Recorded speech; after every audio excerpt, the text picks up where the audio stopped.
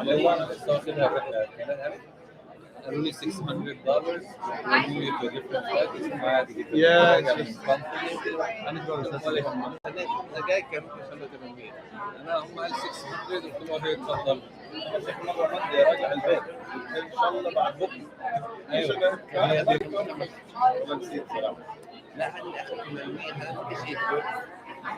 Stay 3 hours in the airport and make yourself $800. You can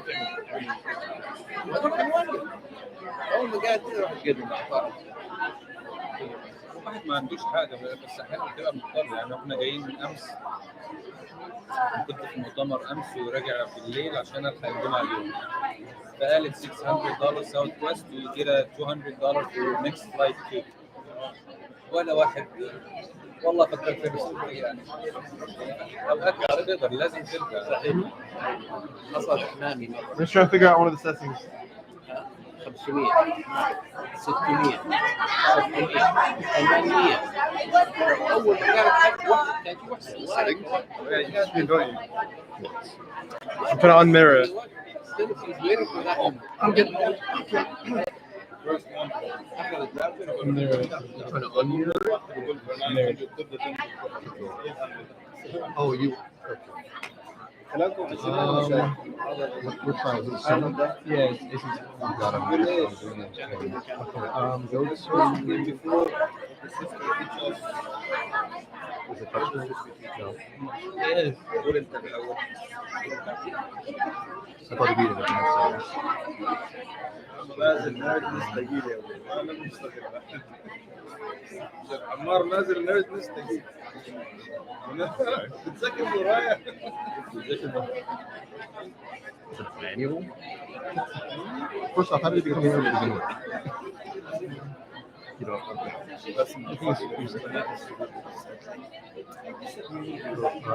because I would assume that it'd be over here with the aspect ratio.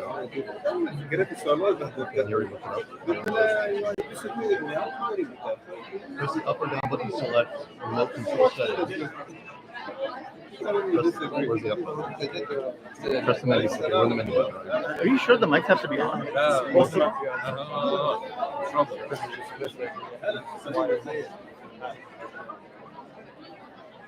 Just give me a minute. I'm gonna go through this. It's not important. It's just well, I mean, I can understand why you. Where's the menu?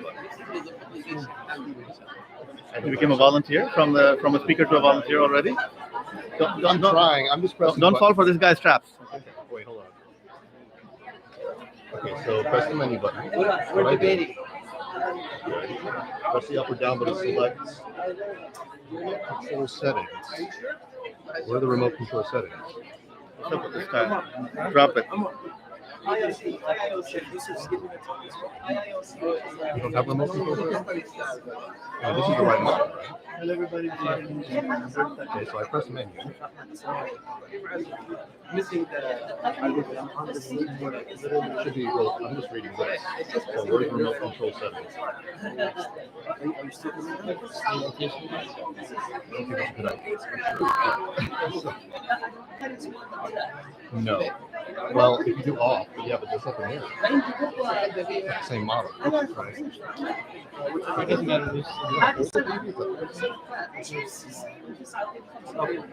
Wait. Come tomorrow. Come tomorrow. I don't. Is this shooting? Is this the same camera? The battery's really low. Oh, okay, sorry. I can't read this. That's why it's Heading tree. That's very much heading tree. But yeah, where's the remote control settings? Because when you press menu, it doesn't show up at all. So we're looking for that. Let's just leave it for now. You see it anywhere? Not there at all. I don't want to talk before the talk. There's nothing going on. I may as well do this. I'm bored. So how you been? Did you get married yet? I'm just playing. I'm sorry. You don't have to tell me. Okay, fine. Whatever. Where'd you see that? You got the record setting? Okay, but If we click that, that's not going to help, right? So we just go back, leave that alone. Right, so let's try something else. You gotta help me find this because I can't see it. I got old eyes.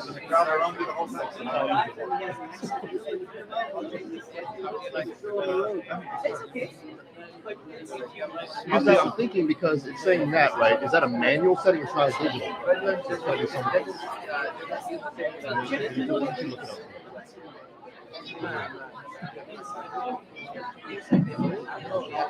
Wait, this is Mohamed. I think I have to go. Gentlemen, we're going to get started with our final session of the night, our panel session that is titled "Those Who Came Before, What Does History Teach Us?"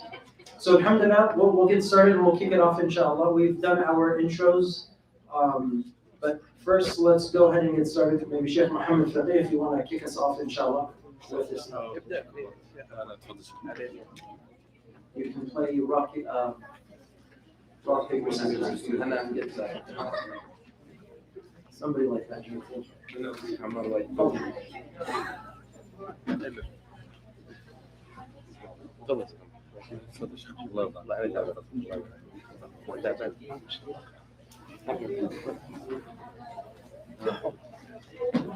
أنا من حقي التأخير. Assalamu alaikum wa rahmatullahi wa barakatuh. My name is not Sheikh Mohamed Faqih. That's the Sheikh next to me. And he's more, inshallah, knowledgeable and known than me, so I'm just taking his spot because the Sheikh is a little tired. I'm going to start, inshallah, with the question that Brother Fahmy asked. And I just didn't notice that it was actually on paper. I thought he was the one asking that. I was smart, mashallah. It's written. What does history teach us? First of all, know that the ulama of every science, when they speak about the science, they praise it and they present it in the best way for the people to encourage the people to study and to learn it and to gain benefit from it. Okay? History plays a big role not only to Muslims specifically, but overall that the Quran focuses so much on history that 1/3 of the Quran is history. And the ulama said, التاريخ history من أجل العلوم قدرا وأرفعها منزلة وذكرا وأنفعها عائدة وذخرا واحتج به أهل الكتاب لما احتجوا بإبراهيم عليه السلام. قال الشافعي والله إني لأتعلم التاريخ لأستعين به على الفقه فالفقه مبني على العرف لتغير الزمان والأقطار والأعصار. History is one of the greatest to learn, to benefit yourself and elevate your rank, to bring in lessons from the past to the present to use for the future. And the Quran have used it against the people when the people of the book, when they mentioned about Ibrahim alayhi salam, that Imam al-Shafi'i said, I seek learning history to benefit into making decision in fiqh. That fiqh is based upon the time and the place where you live, the situation of the people and how they live. The opinion that is given at that time is based on the knowing history or the history of the people of that time or that place. Quran, as we said, is divided into 3 parts. Overall, nothing goes out of the 3. 1/3 of the Quran is, anybody? We just said history. No, I don't want that. Okay, 1/3 of the Quran is history. The lessons of the people who came before us, lessons from the nations that came before us, stories of the prophets, stories of the angels, stories of the jinn, so every story. Under history, 1/3, qasas. Like the 1/3 is, 2/3 is Tawheed. Tawheed and Aqidah and anything that is related to monotheism in general. Third, Al-ahkam, rules. This is the Quran. So if the Quran gave 1/3 of it to be history, this in itself is a lesson. And Allah subhanahu wa ta'ala said, فَقْصُصِ الْقَصَصَ لَعَلَّهُمْ يَتَفَكَّرُونَ. You should recite to them, O Muhammad sallallahu alayhi wa sallam, al-qasas, not to amuse them, not to bring in joy and happiness and be like, oh mashallah, this story of Nuh sounds unbelievable. The story of Hud, subhanallah. The story of Adam, how did it come? No. A lesson from the history, لَعَلَّهُمْ يَتَفَكَّرُونَ, that they may think, they may understand why we take it from the past to the present and then we move forward to the future. لَقَدْ كَانَ فِي قَصَصِهِمْ عِبْرَةٌ لِأُولِي الْأَلْبَابِ مَا كَانَ حَدِيثًا يُفْتَرَى. This is not just a speech that Allah subhanahu wa ta'ala used in the Quran to, وَالْعِيَاذُ بِاللَّهِ, to waste in pages or time or space. Every story has a lesson behind it. And that's why throughout the Quran, if you don't see a significant in the story or something that is mentioned, don't worry about it. Keep moving on because there is no lesson. And let me give you an example to clear that out when looking at history and studying history and knowing why is it important. In the story of Musa alayhi salam, Allah started the story of Musa from what time? When he was a little what? Boy. Nope. When he was born. Nope. Allah started the story of Musa before he was born. Read the story of Al-Qasas. Allah mentioned the story of Fir'aun. إِنَّ فِرْعَوْنَ عَلَى فِي الْأَرْضِ وَجَعَلَ أَهْلَهَا شِيَعًا يَسْتَضْعِفُ طَائِفَةً مِنْهُمْ يُذَبِّحُ أَبْنَاءَهُمْ وَيَسْتَحْيِي نِسَاءَهُم. Allah gave the story of Fir'aun, how he's killing the children, worrying about a boy that will come out. This is all related to Musa. Then وَأَوْحَيْنَا إِلَى أُمِّ مُوسَى, Allah revealed to the mother of Musa, she breastfeed him, she threw him into the ocean, they got him, the house of Fir'aun, they brought her back to breastfeed him, and then he was raised in the house of Fir'aun, and then he killed the young man in the city who was trying to go against his friend, and then he skipped out to Midian to Jordan, then he met Shu'aib, and he stayed with him for 8 to 10 years, then he got married to his daughter, then he came back and he saw the fire, he spoke to Allah subhanahu wa ta'ala all the time till the time that Musa died. Let me ask you a question. What happened in the 8 and 10 years in the life of Musa in Midian? Nothing. We don't have any information about those 8 years. So we have information about Musa from the time before his birth all the way through his life, step by step, except for those 8 years. Why? For sure Allah wants us. Yes. Nothing to benefit from. So history is for a benefit. Musa woke up in the morning. He took his sheep. He went down. Maybe he said hi to his wife. And then, I don't know, they spoke. He came back home at the end of the day. They ate together. He slept. He woke up. That's what's done. So every step of Musa's life is mentioned throughout history. From the time going to Fir'aun and Qarun and going to As-Samiri and all with Bani Israel escaping out of Egypt again, all of this, but not those 8 years. Yes, to teach you if there is no lesson behind history, if there is nothing that you could carry on, and that's why Allah subhanahu wa ta'ala said at the beginning of Surah Yusuf, okay? Allah subhanahu wa ta'ala said, Alif Lam Mim, Tilka Ayatul Kitab al-Mubin. نتلو عليك لا ألف لام را تلك آيات الكتاب المبين نتلو عليك لا that's قاسين ميم نحن نقص عليك أحسن القصص بما أوحينا إليك هذا القرآن وإن كنت من قبله لمن الغافلين يوسف so قاسين ميم is قصص ألف لام را is Yusuf. So Allah subhanahu wa ta'ala said نحن نقص عليك أحسن القصص. We're telling you the best of stories. It's only one story, the story of Yusuf. But within the life of Yusuf, there's so many lessons and stories that we could learn throughout the history and the story of Yusuf. Why? قال الله عز وجل وكلا نقص عليك من أنباء الرسل ما نثبت به فؤادك. The entire point of history is to bring in affirmation to your heart that you know what happened to those who came before you, what will happen to you, and how will it change, or history would repeat itself?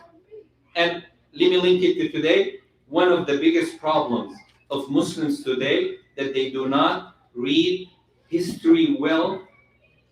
Therefore, we fall into the same faults and mistakes and shortcomings of those who came before us, and therefore the same result. Then we ask a question, why?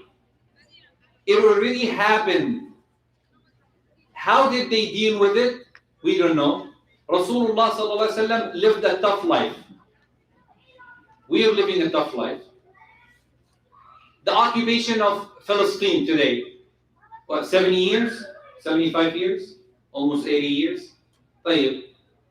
It happened before for 90 years without the adhan being called even once in a Masjid al-Aqsa. How was it free? What happened? What led to al-Masjid al-Aqsa being returned back to the Muslims? What did they do? What steps have they taken? In 2003, there was a recording of one of the mashayikh who specialized in history, Sheikh Ragib al-Sirjani, and he did a comparison between the invasion of Iraq in 2003 and Baghdad, okay, and the destruction of Baghdad, and the invasion during the Mongolian invasion to Baghdad, way years before that, and how when we read history, we found that Bush, may Allah push him away, that, okay, I just keep the dua like that, so memory wouldn't take it on that. So, how the plans and the plot started within the 5 year that the Mongolian leader did step by step till the invasion of Afghanistan and Iraq and so on and so forth. When I listened to that and I did the comparison and I was reading, surprisingly, it felt like this person was just reading history. Bush was just reading our history. How to get to them? What is the best way to get there if we do the same, but with our history? Muslims were honored. True or false? Yeah? And we brag about it the whole time. Allah didn't say live in the past. We want to take that past to now. Muslims were honored. Why? They didn't go to the gym. They didn't have money like we have. They didn't have resources like we do. They were not 2 billion Muslims at their time. But they gained honor because of who they were. So if we do what they did, the result is, إِن تَنْصُرُوا اللَّهَ يَنْصُرْكُمْ. Sahaba said they were shaken, they went through hardship. Allah subhanahu wa ta'ala said, أَمْ حَسِبْتُمْ أَن تَدْخُلُوا الْجَنَّةَ وَلَمَّا يَأْتِكُمْ مَثَلُ الَّذِينَ خَلَوْا مِنْ قَبْلِكُمْ مَسَّتْهُمُ الْبَأْسَاءُ وَالضَّرَّاءُ وَزُلْزِلُوا حَتَّى يَقُولَ الرَّسُولُ وَالَّذِينَ آمَنُوا مَعَهُ مَتَى نَصْرُ اللَّهِ أَلَا إِنَّ نَصْرَ اللَّهِ قَرِيبٌ. Allah gave us the description, step by step, of the Rasulullah and the Sahaba. They questioned, when will the victory of Allah come? Allah subhanahu wa ta'ala said, the victory of Allah is near you, but you have to fulfill the conditions. What are the conditions? 1, 2, 3, 4, 5. If we do the same, we get the same result. History repeats itself. The benefit here is, if you learn from the past, from what happened, you will change your present, and inshallah you will have a bright future, and Islam will have a bright future upon our hands, inshallah. Jazakumullah khairan wa sallallahu alayhi wa sallam.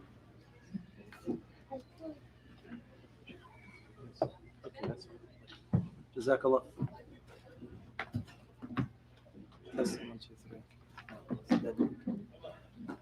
Like Jazakumullah khair, Sheikh Ammar. Beautiful lesson there, inshallah, for a lot of us to benefit and take away from. Now we will go to Sheikh Mohamed, inshallah, for some wisdom. Bismillah, alhamdulillah, wassalatu wassalamu ala rasulillah, sallallahu alayhi wa sallam. When I look into the stories of the people of the past and how Allah subhanahu wa ta'ala in the Quran tells us about the stories of the previous nations, as well as when we look into the Sunnah of the Prophet sallallahu alaihi wasallam, and we find the Prophet sallallahu alaihi wasallam telling his community members and his companions and the Sahaba about the stories of those who were in the past. There are many lessons to be learned from that. So Allah subhanahu wa ta'ala says, لَقَدْ كَانَ فِي قَصَصِهِمْ عِبْرَةٌ. That in these stories, there are lessons for us to learn. There are examples for us to be inspired by. So we have to look, when we look at these, as Sheikh Ammar said, that we're not there just to be entertained by those stories and this pastime, but rather, what is the lesson? What can I learn from this? What is so relevant in these stories, and what is so important? Why did Allah subhanahu wa ta'ala choose these, the stories of, specific individuals or episodes or aspects of their stories? So there are lessons for us to learn. And just, few reflections, because the point here is to share. To me, there are three very important lessons I personally reflect upon whenever I read these stories.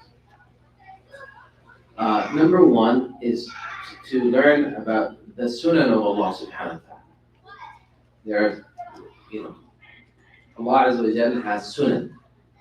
What does sunan mean? It's plural of sunnah, right? What is a sunnah? Yes.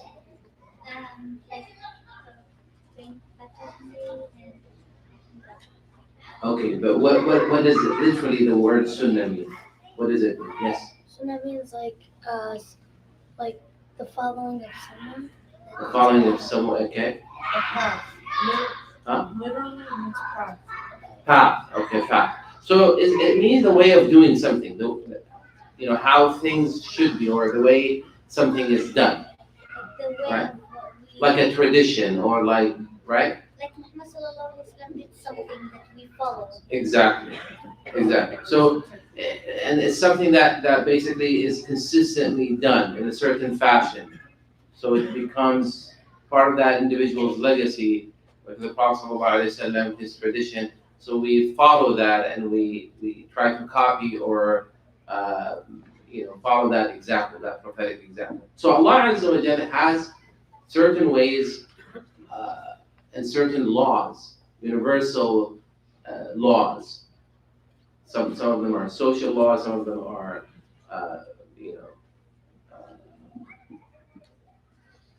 physical laws. Is everything okay? Do you want me to pause or something? Me? Yeah. No. Do we have any technical issues? No. Oh, okay. I thought. Touch it.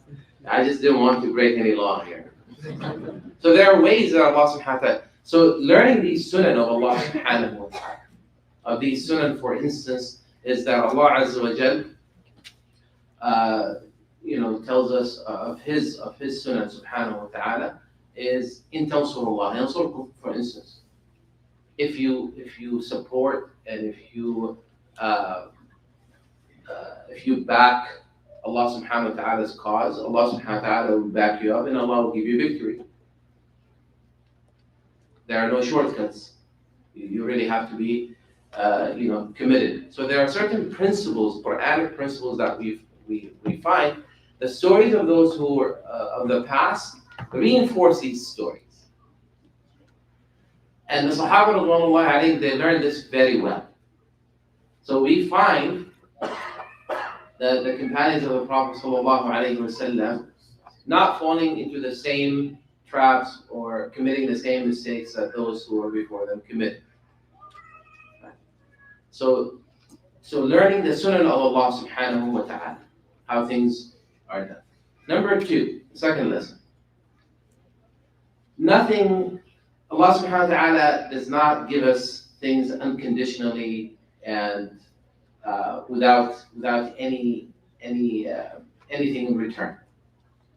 That there's a covenant between us and Allah subhanahu wa ta'ala. And one thing that we should examine is the covenants and the pacts between Allah subhanahu wa ta'ala and us as individuals and us as a community, as a ummah.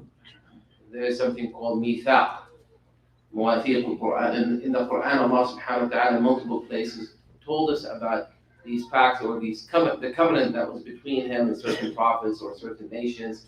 the covenant between Allah and the believers, the covenant between Allah subhanahu wa ta'ala and us as human beings. أَلَمْ أَعْهَدْ إِلَيْكُمْ يَا بَنِي آدَمَ.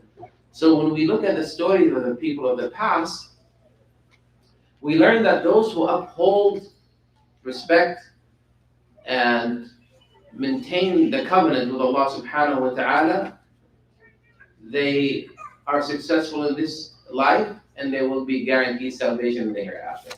Those who breach their covenant with Allah subhanahu wa ta'ala, they will suffer humiliation in this life and punishment in the hereafter. And there is no favoritism. Allah subhanahu wa ta'ala is not going to favor you just because you're the chosen nation or none of that is true. Banu Israel were chosen by Allah subhanahu wa ta'ala, so are we. We want to stand out, we want to be different, we have to behave differently. The companions of the Prophet ﷺ understood this. And that is why when they were confronted with a situation where the Prophet ﷺ asked for their feedback or their opinion, one of the Sahaba, Al-Muqdad ibn Aswad, he said to the Prophet ﷺ, this is right before the Battle of Badr, he said to the Prophet ﷺ, by Allah, Wallahi, la naqulu lak, we will not say to you what Banu Israel said to Moses. When they said, go you and your Lord fight, we will sit here, wait, you and your Lord go fight. This is not our fight. When Musa alayhi salam told Banu Israel that they are supposed to follow him to the promised land, they said, wait a minute, inna fiha qawmin jabbarin. Oh, we can't fight these people. These are mighty people. We cannot fight them. This is, you told us, we're not ready to fight. Why don't you and your Lord go fight, and we will wait for you here. Al-Muqdad ibn Aswad said to the Prophet ﷺ, we are not going to say that. That's not our attitude. We would say to you, O Messenger of Allah, go you and your Lord fight, we will fight with you. We're with you. It's a lesson that he learned from those other guys. The third lesson that I like to reflect upon is that very often we find the Prophet ﷺ telling us about stories of the people of the past and bringing example of how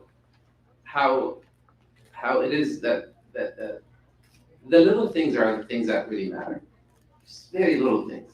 So for instance, I find a lot of inspiration when the Prophet ﷺ tells us about how a person from the people of the past committed a lot of sins, but yet when they showed an act of courtesy, they cared for an animal, Allah subhanahu wa ta'ala forgave their sins. That's beautiful. Just little things that we do for the sake of Allah subhanahu wa ta'ala. And we don't think of them to be, big. These are the things that really matter, that weigh heavy on the scale of the believer before Allah subhanahu wa ta'ala. We learn from the people of the past. So whether we are looking into the stories of the Sahaba or, by the way, the same thing is true. The destructive elements usually are things that people belittle and they don't take seriously. They pile up and then eventually it destroys you. The Prophet ﷺ warned the Sahaba and said, beware, of certain things. And one particular occasion, the Prophet ﷺ told the Sahaba, I do not fear poverty for you. Poverty, hardship, however, what I fear for you, وَلَكِنْ أَخْشَى أَن تُفْتَحَ عَلَيْكُمُ الدُّنْيَا كَمَا فُتِحَتْ عَلَى الَّذِينَ مِنْ قَبْلِكُمْ. I fear that what happened to those who were before you would happen to you when dunya comes to you. And then you have all these great accomplishments and prosperity that you won't be able to handle or manage. And then you start competing for dunya. And then it will destroy you like it destroyed those who were before you. So these little things, these little lessons that we find from the stories of the people of the past, stories that we really need to internalize and say, oh, what can I learn from that? And be inspired by that. So I ask Allah subhanahu wa ta'ala to make you and I those who listen and follow the rest of what they listen to. Assalamu alaikum wa rahmatullahi Wa alaikum assalam wa rahmatullahi. MashaAllah, very beautiful points. The Salaf used to say, do not look at the smallness of the sin, rather look at the one whom you are disobeying. So oftentimes we look at, it's just a small sin, it's not a big deal. Those actually become a big deal because they start decaying your life. So exactly what Sheikh Mohamed said is a very, very beautiful point. Ustad Asadullah al-Andalusi just arrived. You flew from Atlanta, I believe? Yes. MashaAllah, that's a long flight. Yes. Alhamdulillah, he just arrived, I think, within the last hour. Yes. Came straight here. There is no time to rest and get ready. It's showtime. He's a research fellow for Yaqeen Institute, holds multiple degrees, alhamdulillah, and we're glad to have him back. I don't recall, when's the last time you were here, Sheikh? 2 years. 2 years ago, yeah, so alhamdulillah. You're gonna have to keep that on, inshallah. So yeah, alhamdulillah, we're happy to have him back, inshallah, please. Bismillah. Assalamu alaikum wa rahmatullahi wa barakatuh. First off, I've been trying to get my thoughts together because I'm with jet lag. So, first off, I'm honored and privileged to be here. I do not say this in any superficial fashion. I do believe my brothers and sisters sitting before me, I'm rather undeserving to be on this panel. That said, I pray that you make dua for me, that Allah have mercy upon me and make me of some benefit, despite my lack of credentials. And among the shuyukh and students of knowledge that I sit amongst. That said, I hope that I can supplement their knowledge in some way by informing you of historical, scientific, and philosophical events within the Ummah of the last hundreds of years that may be of some inspiration to you. I am a professional librarian, that's my job, so I do a lot of reading, obviously. So, but I also have a great interest and value for information and knowledge in general. And one of the things that I like to focus on within Islamic history is how we treated knowledge and information in general, as well as how we treat the material world around us in comparison to how we view it today. One of the things that I really focused on a lot during my research studies was the Golden Age, or what is referred to as the Golden Age in academia, and that is the time between 800 AD to about 1600 AD, okay? Or CE is probably a better term to use. I don't want to use the Christian terms. And this was during the time when we had incredible scientific and material output, something that the world has never seen, or ever seen again, actually. I would say that even during that time, it outrivaled the current advances of the West, even though the Western world today is advancing quite quickly. I would say the impact of the innovations, technical and scientific innovations, philosophical innovations that occurred during the Golden Age were far greater than what we're seeing today. So what happened? Well, one of the things that I like to focus on is how the Quran and the Sunnah inspired Muslims during the Golden Age to do the things that they did and how they viewed knowledge and education. And first, let's make a comparison, okay? So one of the things that they did differently from us is that even though we like to talk about the value of knowledge, the value of education, compared to them, we're not even close. One thing that I see often within our communities, and I like to complain about a lot, and unfortunately, masjid directors don't like to complain, no offense, but is that our teachers are paid nothing. Teachers were paid more than entertainers during the Golden Age. Today, we pay our entertainers more than our teachers. Astaghfirullah. And we wonder why there's so many clowns speaking. Right? Maybe I'm one of them, you never know. Shot myself in the head. Okay, so anyways, right.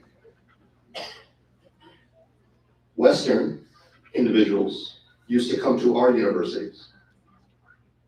Now we go to theirs. And ours aren't even heard of. Nobody cares about ours. Their engineers, their biologists, their chemists used to come to our countries to learn. And they would stay in our countries to get paid. Now it's the opposite. We have something called brain drain. All of our greatest talents are leaving their home countries for better lives, better material lives in the West.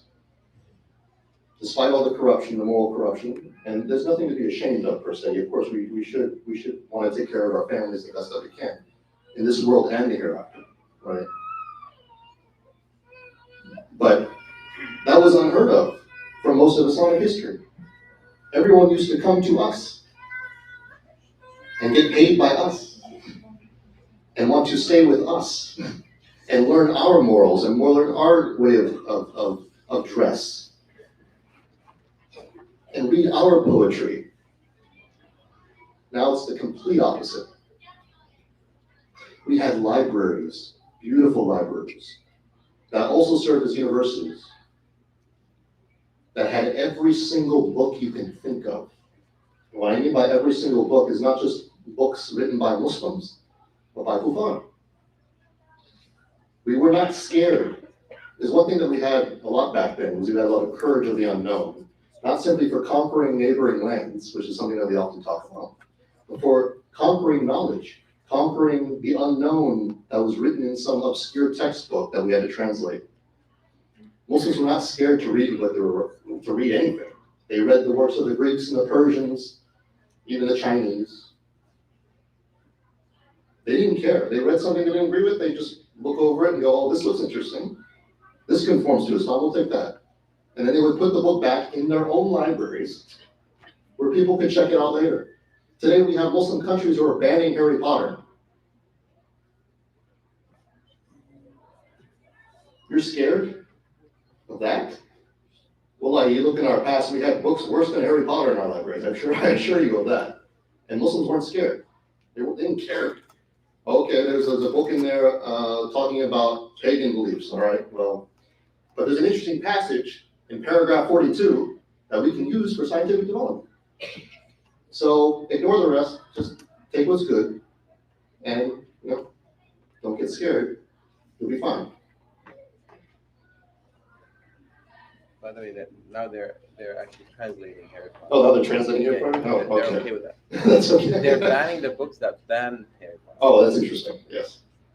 What I mean to say is, yes, of course, there was a sense of sanctity, obviously, of the Quran and the Sunnah, the reputation of the Prophet ﷺ. Of course, they wanted to protect his reputation. But when they saw criticism of Islam, they wouldn't ban them. They wouldn't burn them, for the most part. And of course, there were nuances in history. I don't want to be idealistic here, but for the most part, we just kept it amongst our collections and we would respond to it accordingly because we were capable and we were courageous in that respect. We didn't care. We knew that we had the truth, and that was it. They were speaking nonsense, and if somebody got influenced somewhat by it, then some scholar of ours would write a 40-volume work to destroy one sentence. I exaggerate somewhat in that respect.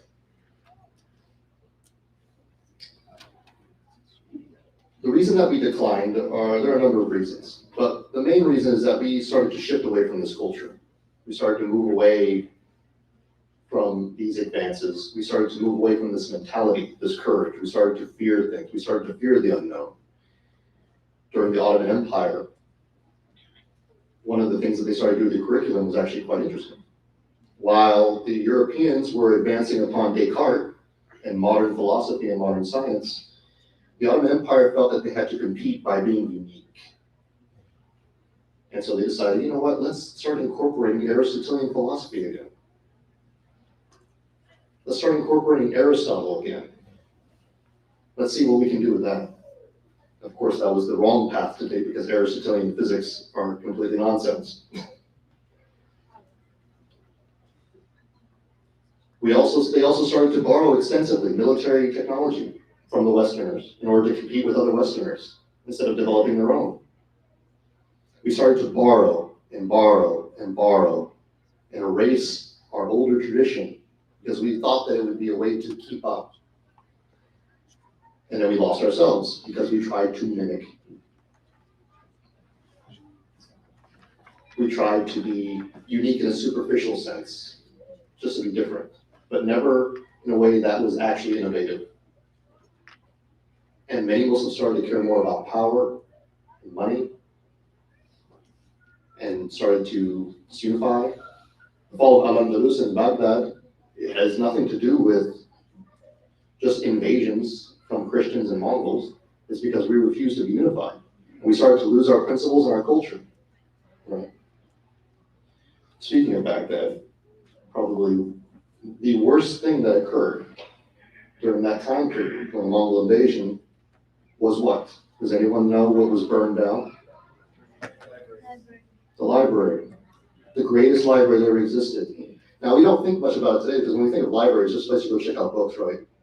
But in the Islamic world, the library was the center of every reference, of every resource that we had. Our entire history was preserved in these facilities. Imagine how much we don't know because all of that was burned down. We are still looking for lost manuscripts to this day, hoping that somebody copied them. One of the things that people do before they commit genocide is something called ethnocide. And part of ethnocide is something called libericide. New word. What does libericide mean? Guess. Killing libraries. Destroying libraries. This is a common trait that people who commit genocide do before they kill people, is they burn books. The Nazis did it. I assure you, the Zionists will as well. Or they already have been, just in a more distant sense.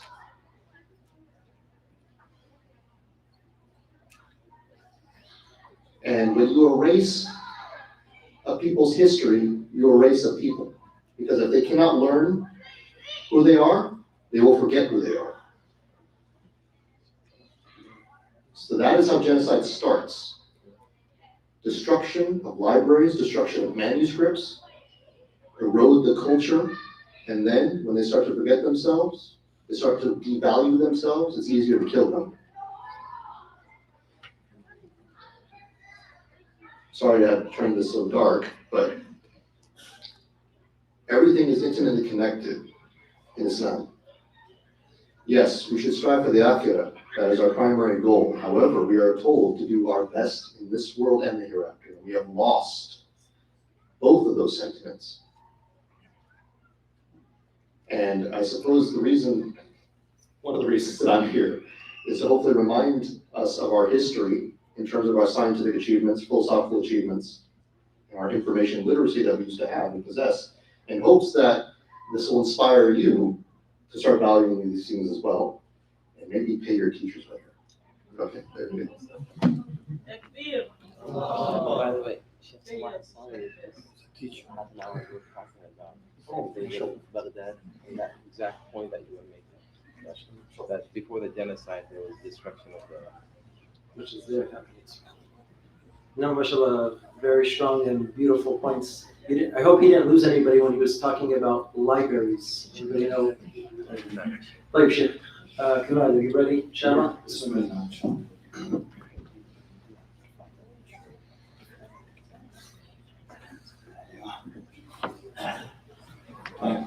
بسم الله الرحمن الرحيم الحمد لله رب العالمين والصلاة والسلام على رسوله الأمين وعلى آله وصحبه أجمعين أما بعد.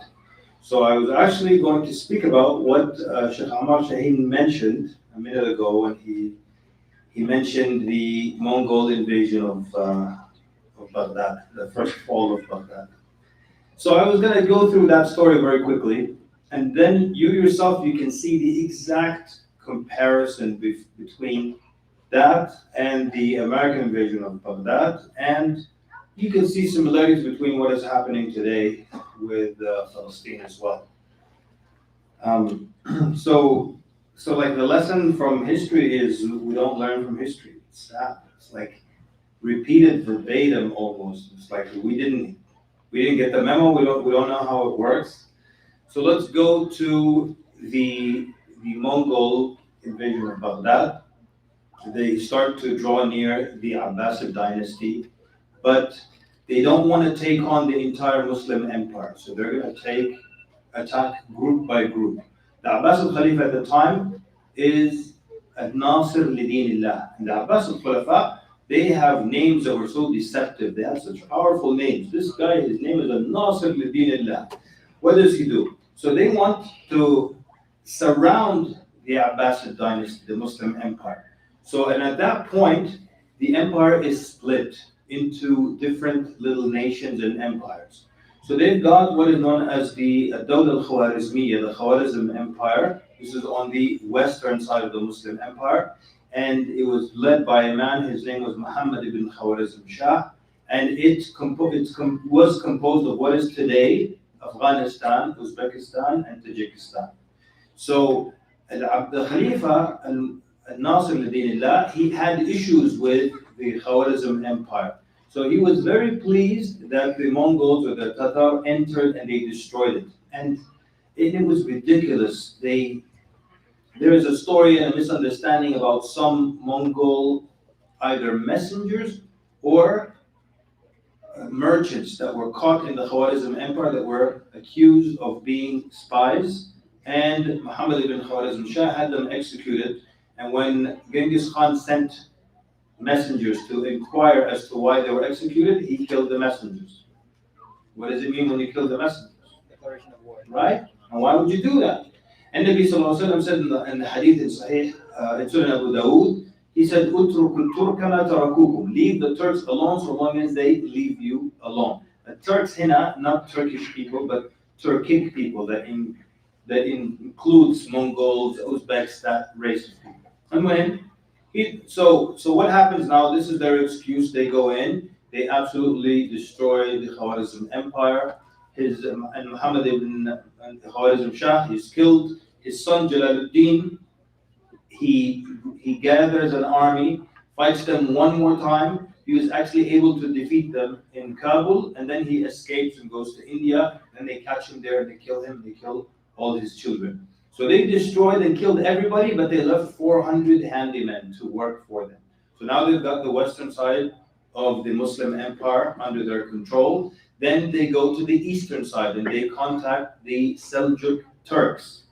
And they had a kind of weak government, so they allowed them to come into their territory, so now they can attack from this side. So now they're surrounded from the west and from the east. Then they start to send messages and reach out. They reach out to the Kurds. These were from the relatives of Salah ad-Din Ayyubi. They had Al-Ashraf al-Ayyubi and Yusuf al-Ayyubi. And they said, you can come through our territory. And they promised them they will keep them upon their position so long as they let them come through their territory so they can attack the Abbasids from there. By the year 617 after the Hijrah, they enter into the city of Bukhara. They destroyed it. The death tolls are in the hundreds of thousands. I think they're insane, incredible death tolls. They go to the city in Iran and destroy the entire city and kill everyone in it. And they were severe, men, women, and children. And now, in 624, after the Hijrah, we have Genghis Khan himself dies. And we have Hulagu Khan takes over, and he puts a vicious, brutal man by the name of Menku Khan in charge of dealing with Muslim nations in particular. At this point, the Abbasid Khalifa is al-Musta'sim billah. Another, you look at the power of the name, Musta'sim billah. But what is the deal? So the Mongols, the Tatar now, they have an army of about 200,000 camped right outside of Baghdad. Al-Musta'sim billah, the scholar said, he was someone who loved the Quran, he loved the Sunnah, he was knowledgeable, he loved knowledge and the people of knowledge, but he was a person of poor decision, and he was a bad judge of character as well. He chose his right-hand man, a man by the name of Mu'ayyid al-Alqami.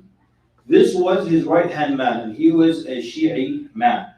And they started to contact the Shia inside Baghdad as well and count on their support. It sounds very familiar, right? Sounds like word for word what was repeated, right? So he had this man as his right-hand man. Besides the Ummah being split, morale is super weak. They told this man, Mu'ayyid al-Alqami, they told him that we want you to lower the morale of the Muslims. So they started to talk about how powerful the Tatar soldiers are, that even their horses eat roots. What does that mean if their horses eat the roots only? It means they don't need nutrients. They eat roots that have little nutrients in them. So their horses don't need food. Their men can go without eating, or they eat people. The soldiers eat people. You cannot withstand them. Even their women are fierce fighters.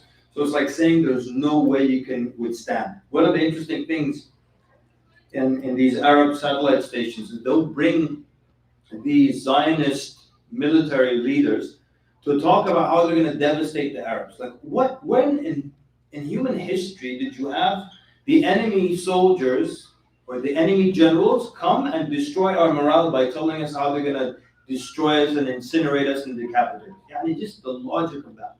These channels that bring them on and they talk about what they're going to do to them and how they're going to bomb them and so on and so forth. So anyways, like, you can't resist them. If you remember the mother of all bombs, all that stuff, there's nothing you can do. Resistance is futile. So there were two men who used to call for jihad inside of Baghdad. They're Mujahid Aybak and Sulaiman Shah. These two men used to call to jihad. And they said, we need to fight. This Khalifa al-Musta'asim billah, he had an army of 200, this makes me so mad, 200,000 Tatar outside of Baghdad. He could have mustered up 120,000 horsemen from inside Baghdad, not counting the other horsemen from the neighboring cities if he would have called them. And this is just the horsemen, not counting the foot soldiers inside Baghdad, not counting the foot soldiers outside of Baghdad. He could have been the biggest hero in Muslim history, but he chose to follow Mu'ayyiduddin Aybak, listen to his and listen to his advice, who told him, as a sign of good gesture, destroy some of your forts, destroy some of your weapons, and dismantle some of your army. Billah alaykum, would you follow some advice like that? You have armies at my gates. I have to show you a sign of good faith? And he listened to him. And then they said, first order of business, besides destroying your forts and your weapons and dismantling your soldiers, they said, send us these two, Mujahiduddin Aybak and Sulaiman Shah. And they sent him to him. And he executed them immediately. Anyone who's calling for jihad. So they labeled them terrorists, right? Extremists. And they got rid of them, right? So then what happens? Then the conditions were, you will come out to meet, they told the Khalifa, you and all your children and all your wives and all the nobles and all the scholars and all your advisors and all your ministers, everyone who is of status in the city will come out to meet the Tatar, and you will welcome them back into Baghdad, and you will rule, but under Tatar supervision. And he accepted. Allah makes you so mad. He accepted. And he took all the nobles and the scholars and everybody with him, and they killed them all instantly. Except for the Khalifa. They left him alive so he could come back and guide them to 5 centuries of Muslim wealth that they have gathered. And they brought him, and after that, they killed him. Marco Polo, who was alive and there at the time, he says that they locked him up in with the gold and what have you until they starved to death. But historians don't believe that. They said what is probably more accurate. The Mongols believed that royal blood should not touch the ground, should not touch the earth, because it's like bad, because it's still royalty. So they wrapped him up in these rugs, the palace rugs, and they trampled him with their horses. And then they start killing people. For 40 nights and 40 days, they are killing everyone. They said they killed 1,000 people. 1,000. That's 1 million. Killed 1 million people. And then they talk about the morale. They said that a Mongol soldier would tell a Muslim, wait here, I'm going to go get my sword and come back to kill you. And he would go look for it, where that's what this thing. He'd find it, he'd come back, the guy, listen, Muhtaram, he's waiting for him. And he would kill him. They said one Mongol could kill 100 soldiers, 100 Muslim men. They would stand kida while he killed number 1, number 2. I always wonder about number 73. 64, 66, 60, and he's waiting for his turn. Everyone takes a step forward, kida. Like, Do you see how dead the morale was? Nobody resisted. Nobody did anything. And he would kill 100 like that. A woman would just take 5 men to their death, and they would just follow her obediently. So they mentioned one narrative where this one man, one of the Mongolian soldiers, he passed by an alleyway and he found 40 babies, newborn babies, on the ground, all alive. So he did a double take. When he saw that, came back again, and he took his sword out. And one by one, he would lean with his sword into these babies. 40 babies on the ground, because their mothers were killed and just threw the babies, and he killed 40. What would possess a grown man to kill 40 babies? And that's why I tell you, this is a side note here. But don't ever be ashamed of the battles and in our history and in the seerah of the Prophet. I've seen Muslims who are ashamed of the fact that the Muslims had battles in their history. Be absolutely proud of that. Because let me tell you something, our soldiers, they had guidelines. They had guidelines. And you see the ruthlessness historically of other soldiers because they didn't have guidelines. They had the unrealistic guideline of turn the other cheek. And no society can ever function without the sword. By the sword here, I mean some form of punishment. No society can live by turning the other cheek. And if someone comes into your house to attack you, slaps your wife, you went to, honey, turn the other cheek. Well, if you have 2 wives, I slap my other wife. You can't. And you can't. What about self-defense? What about justice? What about punishment for murderers? And that's why early Christians, this is another side note, when they discovered that they didn't have criminal law, I believe it was St. Augustine, right? He was the first to start to write some kind of law, criminal law. Because they just had to turn the other cheek, which is not realistic. But we have guidelines. That's why our soldiers never attacked a woman. They never burned crops or cut trees or killed cattle or livestock for no reason. There's so many stories I can't go into them. But never be ashamed of Muslim conduct in warfare, ever. Because we had guidelines for war. So sometimes the Christian will come or someone will come and say, oh, you guys, you're barbaric. You even have laws for war. That's 10 times better than you. You don't have rules. That's why when you go in, you're amoral. Not immoral, amoral. You don't even have a sense of morality. But we have guidelines, and we're proud of it. We're proud of, historically, the conduct of Muslim soldiers. Anyways, that's why this man would kill 40 babies like that. Because they've got no guidelines whatsoever. So Muslims are at the point where they're hiding in graves at the graveyard. Everyone's trying to avoid being killed. Well, they killed 1 million people. And then they said that at that point, people were certain that the Mahdi is going to show up. Everyone. If he doesn't show up now, he's going to show up. So they were waiting for the Mahdi. And this idea of waiting for the Mahdi is so devastating. You know, when the Americans invaded Baghdad, the last one, Shia newspapers all the time. Somebody met the Mahdi on the way to Baghdad. بعد شوية the Mahdi he's stuck in traffic. بس بكرة بعد شوية the Mahdi had a flat tire. بس والله بكرة لا. Ridiculous. Ridiculous of the idea of waiting. Let me tell you something about the life of the Mahdi. Huh? Even when people say the Mahdi will free Palestine, I'm going to talk about that I think tomorrow night or something. The Mahdi will free Palestine. Then there's no such thing. All right? Learn something from the life of the Mahdi. He knows nobody can kill the Dajjal except for Isa ibn Maryam alayhi salam. Yet he still puts together an army to resist the Dajjal. He didn't say, well, it's the job of Isa alayhi salam, let's just chill until he shows up. So why would we say it's the job of the Mahdi, let's wait till he shows up? But they said the Mahdi will show up, and of course, he didn't show up.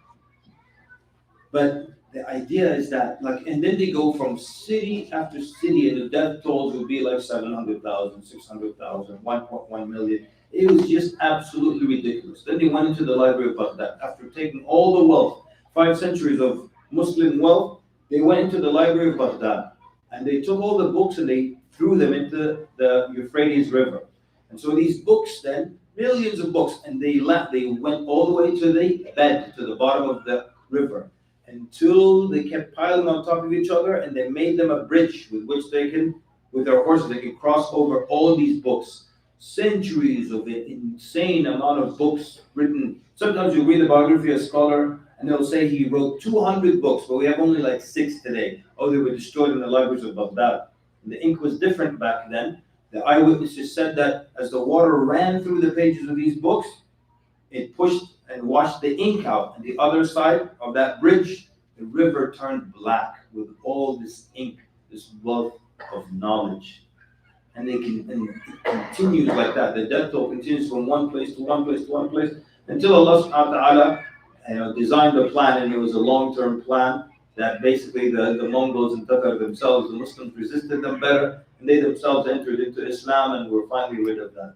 But you just see so many similarities in that story between what has happened before, the second time in Baghdad, what is happening now, Muslims, and wallahi, if you told someone 500 years ago or any time that Muslims will be butchered and bombed and we would just watch it on TV and neighboring Muslim countries would do nothing, would you believe it?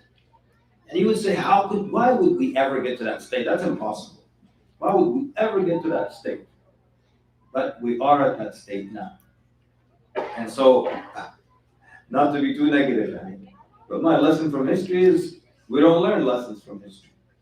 Because how could someone repeat the same thing step by step and we get fooled? In the words of George Bush, fool me once, shame on me. If you fool me, you can't get fooled again. All right. All right, you guys.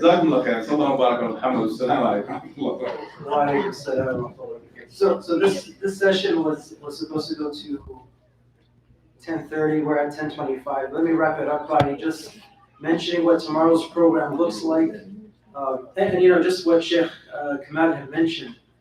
It's so profound when you see that picture of the Palestinian child standing in front of a tank and doing something about it, right? What's a rock gonna do against a tank?